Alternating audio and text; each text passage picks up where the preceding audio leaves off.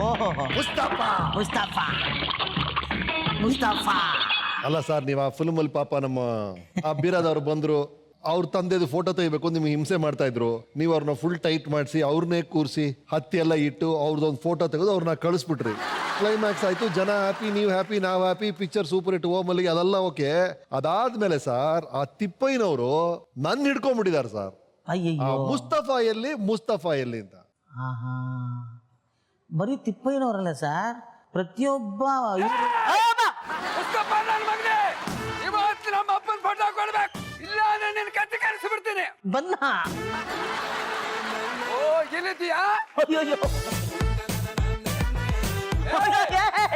ಇವತ್ತು ಕೊಡ್ತೀನಿ ಫೋಟೋ, ನಾಳೆ ಕೊಡ್ತೀನಿ ಫೋಟೋ ಅಂತ ಹೇಳಿ ಓಮಲ್ಲಿಗೆ ರಮಸರ್ತಾರೆ ಬಂದ್ಕೋತೇನೆ ನಾನು. ಅಯ್ಯೋ ಬಿಟ್ಬಿಡಪ್ಪ, ಇಲ್ಲೂ ಬಂದವನಲ್ಲ ಸರ್. ಅಯ್ಯೋ, ಆ ಪಿಕ್ಚರ್ ಮುಗಿದು ಸುಮಾರು ವರ್ಷ ಆಗೋಯ್ತು. ಹೀರೋ ಇಲ್ಲಿದ್ದಾರೆ, ಅವ್ರು ಎಷ್ಟೋ ಸಿನಿಮಾ ಮಾಡ್ಬಿಟ್ರು. ಅದಾದ್ಮೇಲೆ ಅವರೇ ಫೋನ್ ಮಾಡಿದ್ದು ಇಲ್ಲಿದ್ದಾನೆ ಸಾಧು ಅಂತ. ಅಲ್ಲಿ ನೋಡಿ, ಅಲ್ಲಿದ್ದಾರೆ ಸಾಧು. ಎಲ್ಲಿ? ಅಲ್ಲಿ ಅಲ್ಲಿ ಅಲ್ಲಿ ಎಲ್ಲಿ? ಅಲ್ಲಿ ನೋಡಲ್ಲಿ.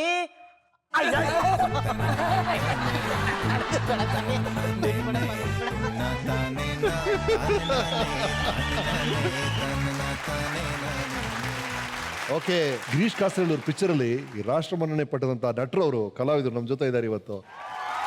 ಆತರವಾಗಿ ಬಂದ್ರಿ, ನಮ್ಮ ಮುಸ್ತಫಾ ಸೀನ್ ಮತ್ತೆ ರೀಕ್ರಿಯೇಟ್ ಮಾಡಿದ್ರಿ. ಅದ್ರಲ್ಲಿ ಸಿಕ್ಕಿದಂತ ಮಜಾ, ನಿಮ್ಮಿಬ್ಬರ ಕಾಂಬಿನೇಷನ್ ಬಹಳ ಎಂಜಾಯ್ ಮಾಡಿದ್ವಿ ನಾವೆಲ್ಲರೂ. ಇಲ್ಲ ಸರ್, ಅವ್ರು ಸಾಧುವ್ರ ಬಗ್ಗೆ ಹೇಳ್ಬೇಕಂದ್ರೆ ಎಲ್ಲ ನಮ್ಮ ಕರ್ನಾಟಕ ಜನತೆಗೆ ಗೊತ್ತು. ಈಗಲೂ ನಾನು ಉತ್ತರ ಕರ್ನಾಟಕ ನಾಟಕ ಯಾವ ಸಿನಿಮಾಕ್ಕೆ ಹೋದ್ರು, ಏನು ಸರ್ ನೀವು ಸಾಧು ಕೋಕಿಲ್ ಅವ್ರು ನೀವು ಯಾಕೆ ಸರ್ ಜೋಡಿಯಾಗಿ ಬರ್ತಾ ಇಲ್ಲ ಇನ್ನು ಅಂತ ಕೇಳ್ತೇನೆ ನಾನು.